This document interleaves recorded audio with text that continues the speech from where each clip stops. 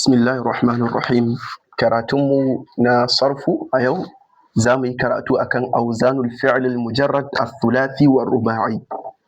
Ma'ana wazanin fi'ili mujarrad wanda yake thulathi da kuma ruba'i. Kamar yadda muka ce fi'ili akwai mujarrad akwai mazidun fihi, to yanzu muna magana akan mujarrad ne. Mujarrad kun san yana da thulathi yana da ruba'i. To menene wazanin thulathi ɗinsa kuma menene wazanin ruba'i ɗinsa? Idan muka ce wazani ana nufin abin da ake auna abu da shi, an fahimta?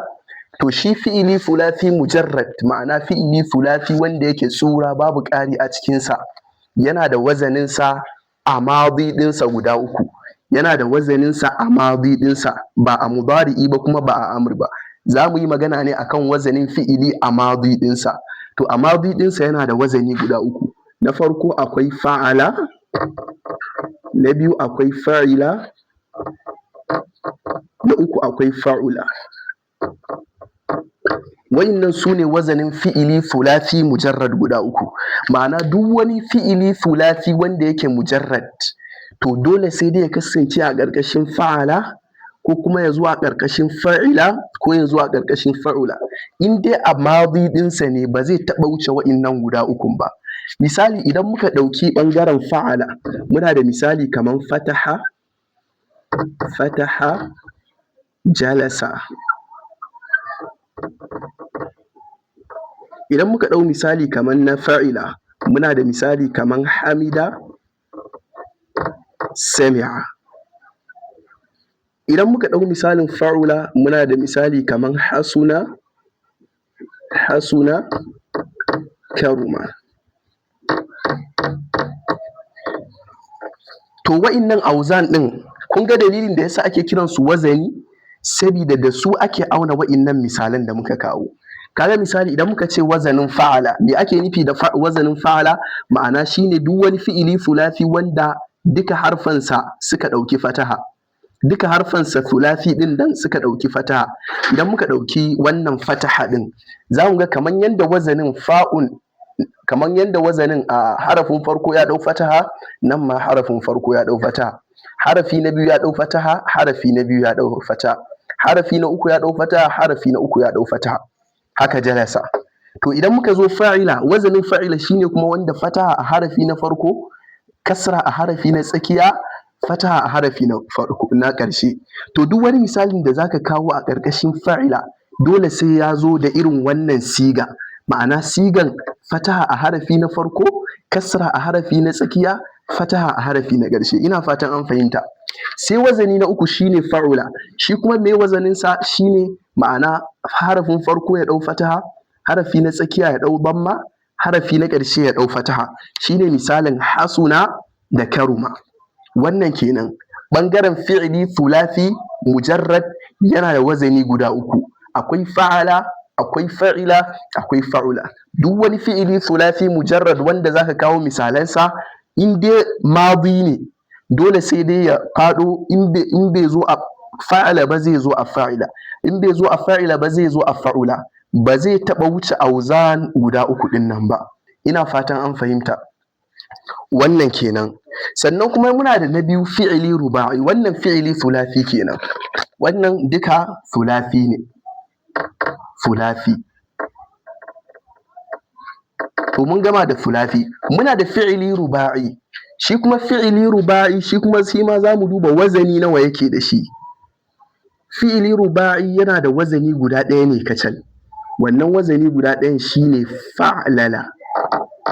Wazani guda ɗaya wato fa'lala. Ma'ana duk wani fi'ili ruba'i mujarrad da za ka ga misalinsa, in dai madi ne, to dole yana ƙarƙashin wazanin fa'lala ne. Kamar misali muna da mu ce dahraja,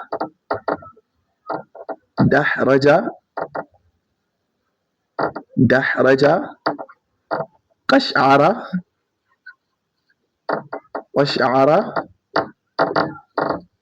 da harjama misali, harjama.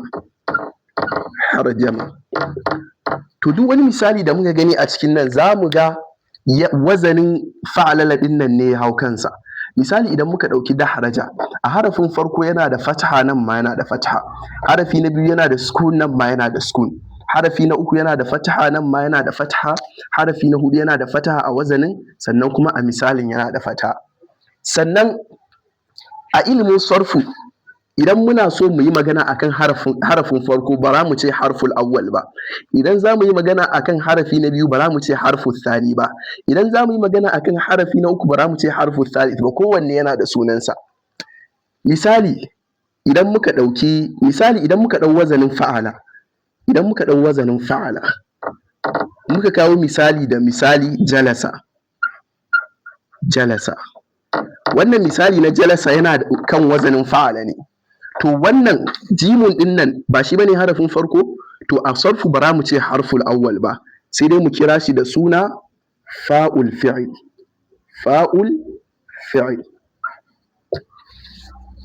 Lamun ɗin nan ba za mu ce shi ne harful thani ba, sai dai mu kira shi da suna ainul fi'il.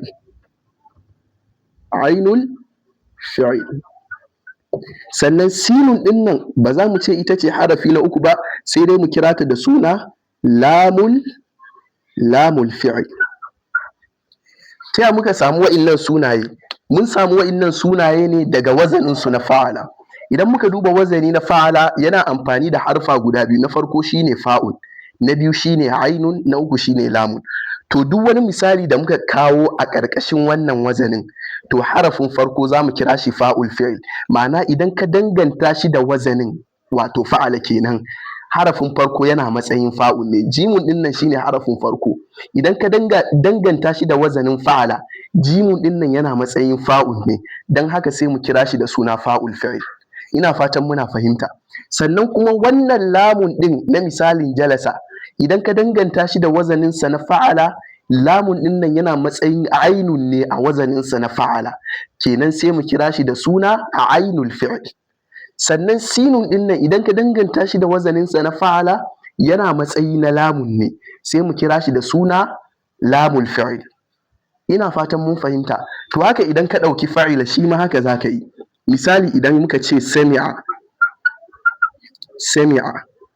ina fa'ul fi'il ɗinmu? Wannan sinun ɗin ita ce fa'ul fi'il ɗinmu. An fahimta? Sinun ɗin nan ita ce fa'ul fi'il ɗinmu. Ina ainul fi'il ɗinmu? Wannan mimun ɗin ita ce mene? Ainul fi'il ɗinmu. Ina lamul fi'il ɗinmu? Wannan ainul ɗin ita ce mene? Lamul fi'il ɗinmu. An fahimta?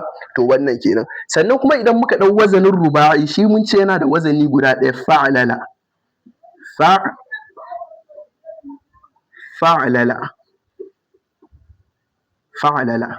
Sai muka kawo misali kaman ƙash'ara. Kun ga wannan misali ne a ƙarƙashin wazanin fa'lala na ruba'i kenan. To shi ma ƙafun ɗin nan shi ne a matsayin fa'un ɗin nan a wazani, don haka sai mu kira shi da suna fa'ul fi'il. Wannan sai mu kira shi da suna fa'ul fi'il. Sannan kuma shinun ɗin nan shi ne a matsayin ainun ɗin nan, kenan za mu kira shi da suna me? Ainul fi'il.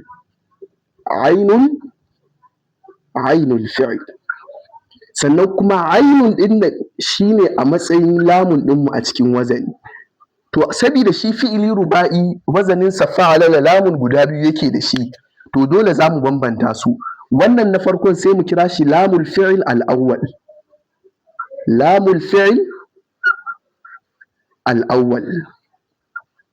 Wannan yaren sarfu ne, don a sarfu ba za a ce ma harful awwal, harful thani, harful thalith ba, a'a da wa'innan sunayen za a dinga kiransu. Sannan kuma ra'un ɗin nan tana matsayin wato ainihin lamun ɗin nan na biyu a cikin fa'lala, sai mu kira shi lamul fi'il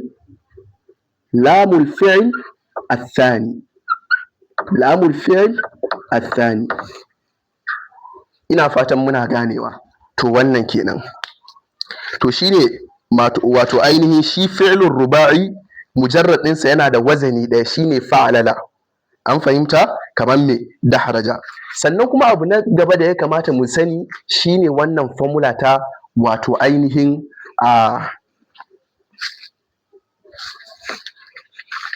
wannan formula ya kamata mu san ta, sannan kuma mu riƙe ta a ƙwaƙwalwa.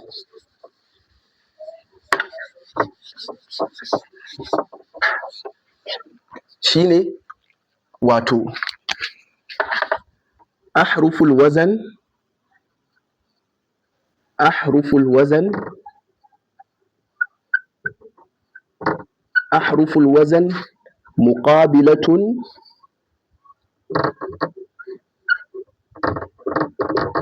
muqabilatun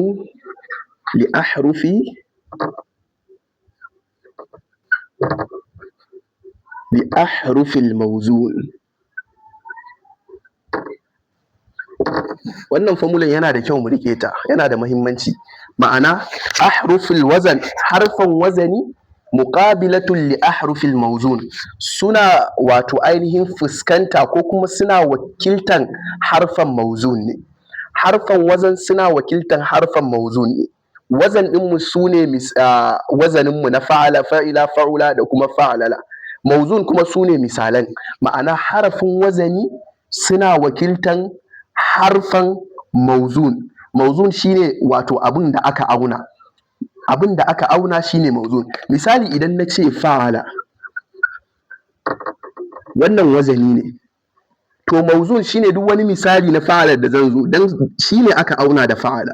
Kamar misali idan muka ce jalasa, wannan fa'ala ɗin za mu kira shi wazan. Wannan jalasa ɗin za mu kira shi mene? Mawzun. Sabida shine abin da aka auna, wannan shine wazanin da ake amfani da shi wurin awo. To duk wani misali za ka kawo a kansa, jalasa, qara'a,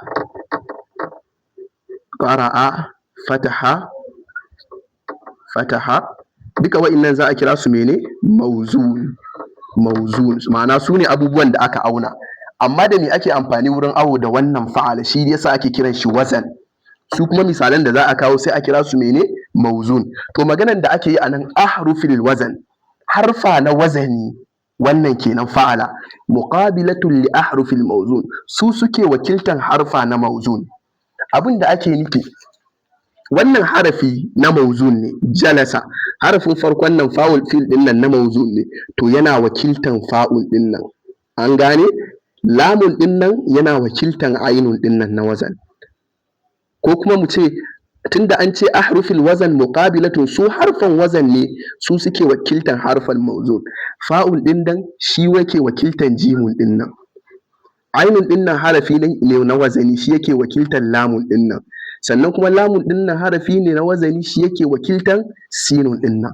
Idan muka ɗau misali da fi'ili ruba'i na fa'alala, misali idan muka ce fa'alala,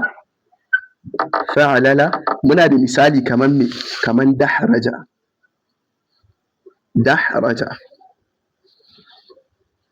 Wannan shine wazan, wannan shine mawzun.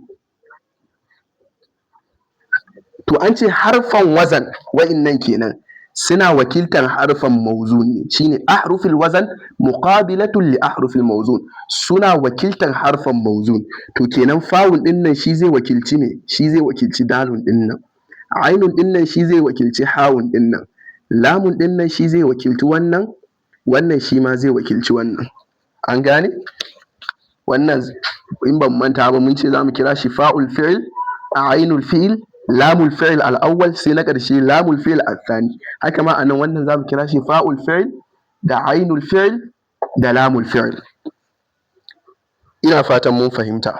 To wannan shine kawai darasin mu na yau. A gurguje mun ce auzanul fi'il mujarrad wal mazid الثلاثي أوزان الفعل مجرد الثلاثي والرباعي shine darasin mu. Sai muka ce fi'ili mujarrad thulathi yana da wazani guda uku, akwai fa'ala, akwai fa'ila, akwai fa'ula. Sannan kuma duk wani misali da zai zo ƙarƙashin fa'ala, kamar yadda fa'ala duka harfansa suka ɗau fataha, haka shi ma zai ɗau fataha, kamar jalasa, qara'a da sauransu. Shi ma fa'ila harfansa na tsakiya ainul fi'il kenan zai ɗau kasra, shine kamar sami'a, hafiza da sauransu. Sai kuma akwai fa'ula, shi kuma ainul fi'il din shi zai ɗau damma, kamar karuma, hasuna da sauransu. Sannan muka zo muka yi magana akan ruba'i, shi kuma madhi ɗinsa wazani guda ɗaya yake da shi, shine fa'alala. Harafin farko za mu kira shi fa'ul fi'il, na biyu za mu kira shi ainul fi'il, na uku za mu kira shi lamul fi'il al-awwal, na huɗu za mu kira shi lamul fi'il al-thani. Misalai su ne irin su ƙash'ara, dahraja da ƙahƙara da sauransu. To a nan ne za mu tsaya a wannan darasi. ina fatan kowa ya fahimci wannan darasi yanda ya kamata. Allah ya mana muwafaqa. Wassalamu alaikum wa rahmatullahi wa barakatuh.